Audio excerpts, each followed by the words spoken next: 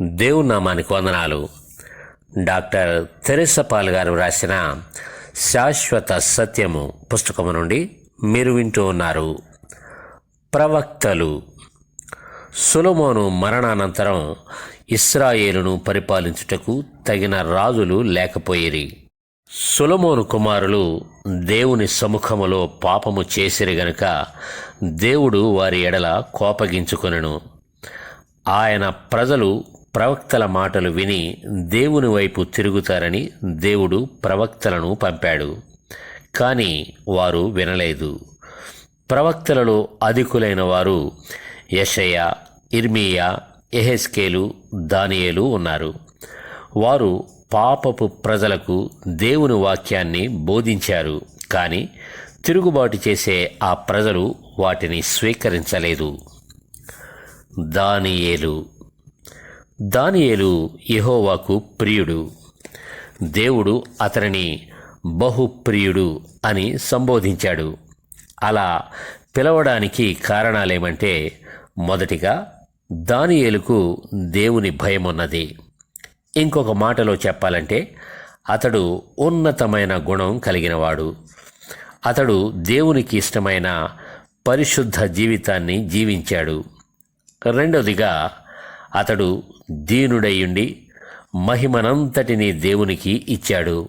ఎందుకంటే దేవుడు గర్విష్ఠులను, అతిశయించేవారిని అసహించుకుంటాడు. మూడవదిగా, దానియేలు నమ్మకమైనవాడు. అతడు తన దేవుని సంపూర్ణంగా విశ్వసించాడు. నాలుగవదిగా, దానియేలు ప్రార్థనాపరుడు. రాజాజ్ఞకు వ్యతిరేకమైనదైనప్పటికీ అతడు రోజుకు 3 సార్లు దేవుని సన్నిధిలో మోకరిల్లాడు. ఐదవదిగా, అతడు ధైర్యశాలి. దేవుడు ధైర్యవంతులను దీవించి ఆయన కొరకు గొప్ప కార్యాలు చేయనట్లు వారికి సహాయం చేస్తాడు. ఒకరోజు దానియేలు సింహాల బోనులోనికి త్రోయబడ్డాడు. ఎందుకంటే అతడు విగ్రహానికి మ్రొక్కుటకు తిరస్కరించి జీవము గల దేవునికి ప్రార్థించాడు. అయినప్పటికీ దేవునికి బహు ప్రియుడైన వాడిని సింహాలు ముట్టలేదు. ఎందుకంటే దేవుడు వాటి నోర్లు మూసేశాడు.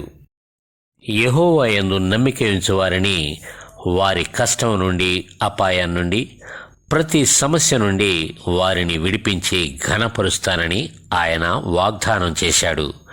ఎందుకంటే దేవుడు నమ్మదగినవాడు. ఆయన అబద్ధమాడుటకు మానవుని వంటివాడు కాడు. షద్రకు, మేషాకు, అబేద్నెగోలు దానియేలు స్నేహితులు. వారు కూడా రాజు విగ్రహానికి మ్రొక్కుటకు తిరస్కరించారు. గనుక రాజైన నెబుకద్నెజరు ఉగ్రుడై వీరిని మండుచున్న అగ్ని గుండములో పడవేయుమని ఆజ్ఞాపించాడు. అయితే రాజు ఆశ్చర్యపడినట్లు ఆ మంటలో వారితో పాటు యెహోవా కూడా నడుచుట చూచాడు.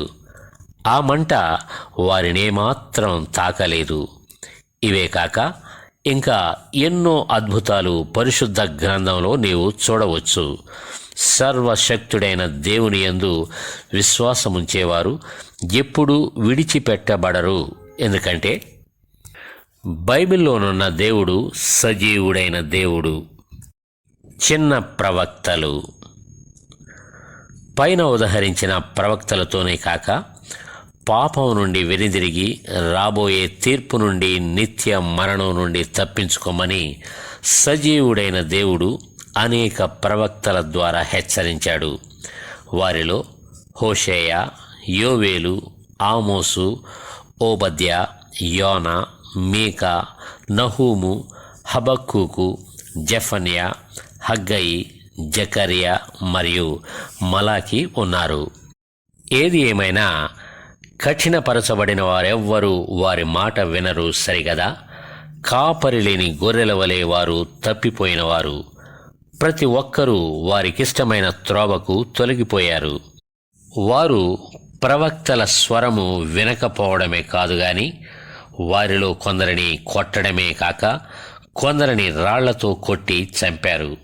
అయినను సజీవుడైన దేవుడు ఆయన సృష్టించిన వారిని విడిచిపెట్టలేదు.